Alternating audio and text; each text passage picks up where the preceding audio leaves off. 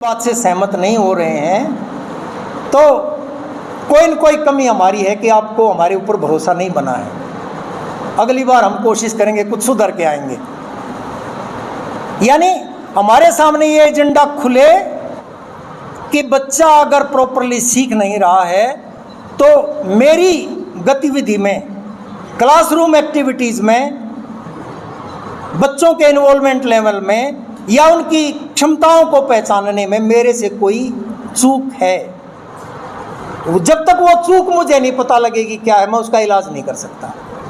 मुझे अपने बारे में जानना है लगातार, मुझे अपने बच्चों के बारे में जानना है लगातार, मुझे अपना जो शैक्षणिक परिवेश है उसके बारे में जानना है लगातार, और तब जाके मैं हस्तक्षेप करूँगा। तभी तो शिक्षक को निर्माता कहते हैं ना, और क्या आप बिल्डिंग खड़ी करा हैं। शिक्षक निर्माता किस लिए है? हम केवल किताबों का ज्ञान नहीं पढ़ाते, हम नए कॉन्टेक्स्ट में, नए परिवेश में, हर बच्चे अलग हैं, रोज का परिवेश डिफरेंट है। एक लेसन मैंने कल पढ़ाया और मैं अगले ही दिन पढ़ा रहा हूँ, उस दिन भी कॉन्टेक्स्ट अलग है, उस दिन भी संदर्भ अलग है। उस दिन अगर मेरे संदर्भ के साथ नई बातें नहीं निकली मुँह से, नया तरीका मैंने कोई नहीं अपनाया, मैं नहीं बदला, तो मैं टीचर नहीं हुआ। टीचर होना है तो जैसे पेड़ पौधे ग्रो करते हैं ना, ग्रो, ऐसे ग्रो होना है, ऐसे विकसित होना है, तो वो जाके क्वालिटी को चेंज करेगा। ये काम अच्छी प्राइवेट इंस्टीट्यूट नहीं कर सकती। कारण अच्छी हैं फिर भी नहीं कर सकती, क्योंकि प्राइवेटाइजेशन, कल भी मैंने रखा था निजीकरण के संदर्भ में, प्राइवेट पूंजी वही काम करती है जहां मुनाफा बनता है। वो सबको अच्छी शिक्षा का जिम्मा नहीं ले सकती।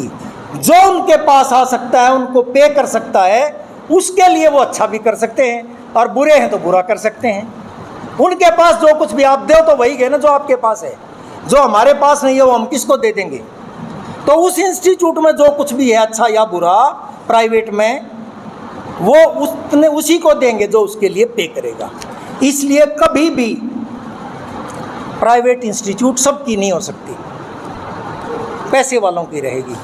वो ऐसी जगह पे स्कूल नहीं खोलेगी जहाँ पे रिमोट एरिया है, भाई बच्चे पूरे डानियों के मिलाकर 20 स्ट्रक्चर खड़ा नहीं करेगी, क्योंकि 20 में उनकी आमदनी नहीं होगी।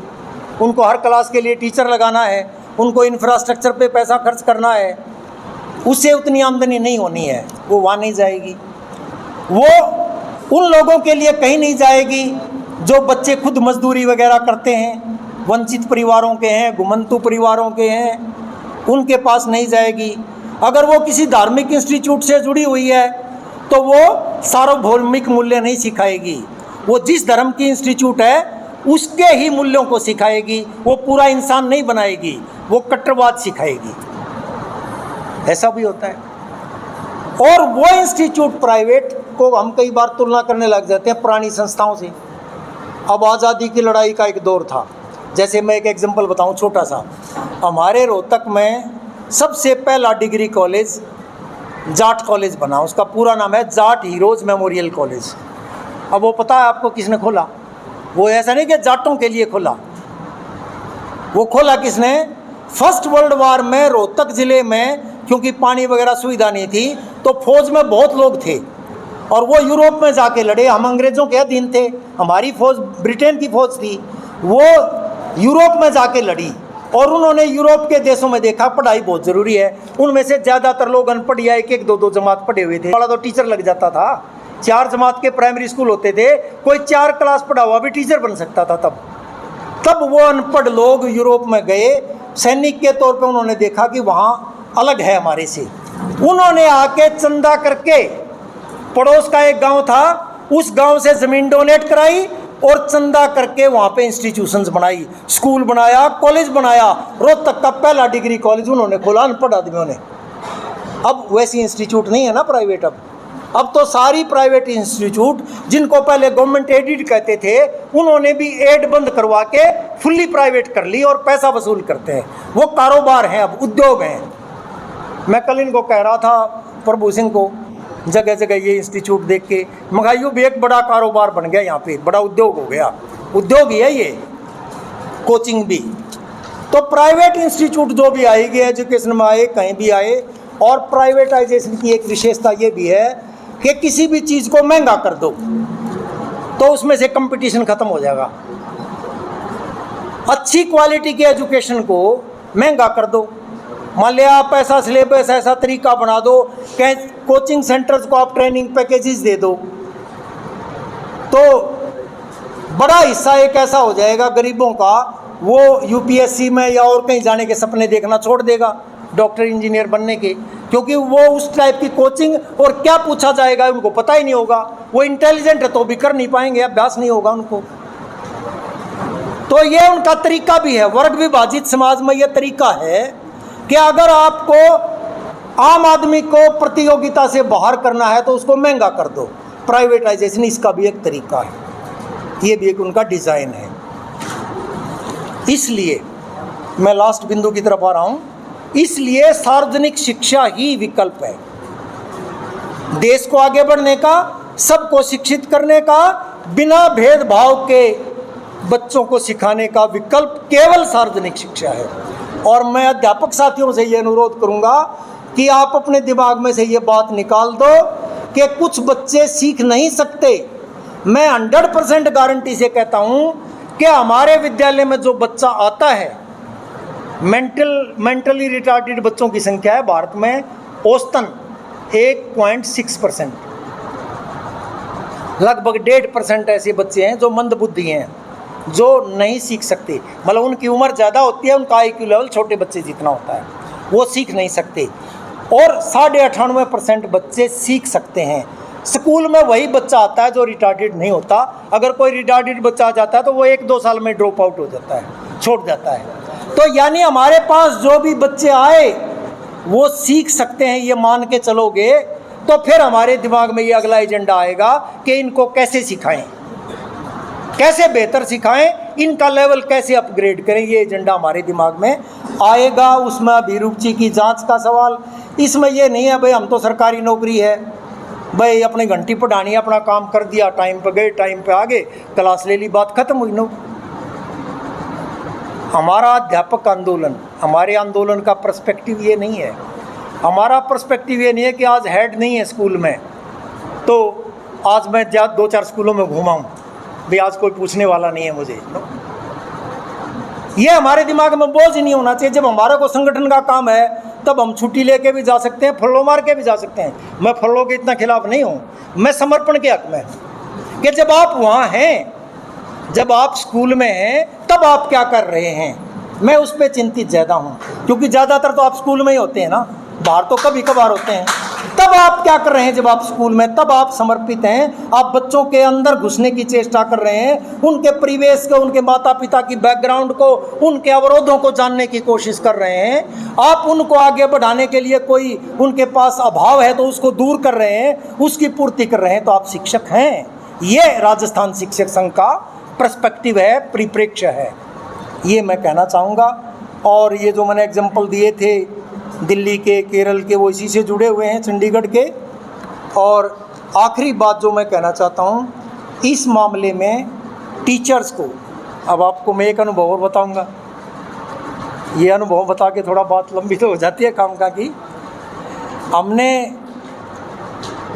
पहली बार जब 5th पे कमीशन बना ना, पहली बार ऑल इंडिया पे कमीशन को टीचर्स की ओर से ज्ञापन दिया गया। पहले नहीं देते थे। क्यों नहीं देते थे कि पे कमीशन है वो सेंट्रल गवर्नमेंट के लिए और हम स्टेट गवर्नमेंट्स के एम्प्लॉयज़ हैं, तो वो पे कमीशन लेते भी नहीं थे हमारे ज्ञापन। हम धक्का करके उनसे रिक्वेस्ट करके हमने टाइम लिया, गए और हमने अपना ज्ञापन तैयार किया हुआ था। तो कमीशन ने पहले तो यही कहा भाई आप तो स्टेट गवर्नमेंट के एम्प्लॉयज़ हैं। हमने उनके सामने ये दरख्वास्त रखी कि ज़्यादातर राज्य सरकारें केंद्रीय पद्धति को लागू कर रही हैं वेतनमानों में। केंद्र के टीचर थोड़े से हैं सेंट्रल स्कूल और नवोदय वगैरह में। हमारी बात कोई सुन नहीं रहा, जो ज़्यादा टीचर हैं उनकी कोई सुन नहीं रहा। हमारी सरकार उसी पे स्ट्रक्चर को लागू कर रही है, एक बार आप हमें सुन तो लें। तो उन्होंने काफ़ी रिक्वेस्ट करके कह दिया चलो कागज़ दे दो और 10 मिनट बता दो। हमने 10 मिनट में केवल उनको ये बताया कि टीचर को कर्मचारी मत मानिए। क्यों? उन्होंने कहा क्यों? हमने कहा इसलिए कि हम केवल टूल्स के साथ या केवल मैनुअल काम नहीं करते, केवल शारीरिक श्रम या औजारों से काम नहीं करते। हमारे सामने बच्चे होते हैं। एक दिन में हमारी 4-5 सेक्शंस की क्लास में घंटियों में 200-250 बच्चे होते हैं। वो जिंदा इंसान है, भारत का भविष्य है। हर बच्चा यूनिक है, दुनिया में कोई भी 2 बच्चे एक जैसे नहीं हैं। उनकी इस यूनिकनेस को, इस विलक्षणता को पहचान के हमें कुछ सिखाना है। तो इसका अर्थ यह है कि जो सिखाने वाला है, टीचर है, उसके दिमाग में कोई टेंशन नहीं होना चाहिए। वो बहुत सृजनशील होना चाहिए, बहुत क्रिएटिव होना चाहिए। इसलिए उसका जो पे स्ट्रक्चर है, उसको बिना चिंता के जिंदा रहने के लिए जो संसाधन चाहिए वो ऐसे होने चाहिए कि उसको ये चिंता ना हो कि मेरा परिवार कैसे चलेगा, मैं कोई और काम कर लूँ, छोटा मोटा खेती कर लूँ, दुकानदारी कर लूँ, ट्यूशन पढ़ा लूँ, बल्कि उसका परिवार निश्चिंत होकर उसकी आमदनी में चलता रहे और वो टीचर अपने आप को झोंक दे। पे स्ट्रक्चर पे बस हमें ये कहना है, बाकी हमारे कागज़ को पढ़ लेना। ये बात चट्टोपाध्याय के समय भी हमारे से पुराने नेताओं ने कही थी। चट्टोपाध्याय कमीशन ने भी अपनी रिपोर्ट में ये दर्ज की हुई है और फिर पे कमीशन ने इसको रिपीट किया अपनी रिपोर्ट के अंदर कि हमें टीचर्स का डेलीगेशन मिला और उसने हमें ये बताया कि टीचर्स को सामान्य कर्मचारी से अलग मानना चाहिए और इसीलिए हम टीचर्स के पे स्ट्रक्चर को सामान्य ट्रांसफॉर्मेशन से 1 स्टेप अप करने का सुझाव देते हैं। हमारा पूरा मांग पत्र, मतलब जब हम राजस्थान में या हरियाणा में या कहीं पे भी पूरे देश में लड़ रहे हैं, वो इस नज़र से संचालित होना चाहिए कि हम साधिकार पूरे आत्मविश्वास के साथ कह सकें कि हम भविष्य के शेप देने वाले लोग हैं।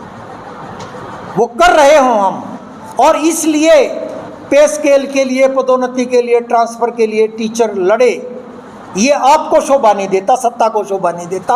आपको खुद ही महसूस होना चाहिए कि टीचर्स का ध्यान रखना पूरे समाज का काम है। हमारा मांग पत्र यहाँ से संचालित है। इस नज़र से टीचर्स मूवमेंट की ज़्यादा इम्पोर्टेंस है, क्योंकि शिक्षा को परिवर्तन का टूल बताया गया। हालांकि आमतौर पे शिक्षा शासक वर्गों की विचारधारा से ढलती है, उसका पाठ्यक्रम, उसकी किताबें, लेकिन फिर भी शिक्षा नई जागृति, नया ज्ञान, नया प्रकाश लेके आती है, विकास का नया आयाम खोलती है। फिर अनुभव के आधार पे हम ज्ञान को व्यवहारिक शेप देते हैं और फिर क्योंकि हम संगठन हैं, केवल शिक्षक नहीं हैं, हम संगठन हैं, हम सामूहिक रूप से सार्वजनिक शिक्षा को पूरे समुदाय के लिए ग्रो करने में मदद दे सकते हैं। इन बिंदुओं के इर्द गिर्द हमारे पूरे टीचर्स मूवमेंट को शेप लेनी चाहिए, हमारे मांग पत्र को शेप लेनी चाहिए, हमारे एजेंडा को शेप लेनी चाहिए। और ये तब पॉसिबल है, यहाँ राज्य स्तर के नेतागण बैठे हैं, हमारे दिमाग में ये आत्मसात हो जाए चीज़ें, फिर इन चीज़ों को हम जिलों पे, ब्लॉक में और विद्यालय तक ले जाएं कि राजस्थान का तमाम शिक्षक इस विचार का समर्थक बन जाए, तब टीचर्स मूवमेंट को कोई पराजित नहीं कर सकता। इन्हीं विचारों के साथ अपनी बात समाप्त करता हूँ।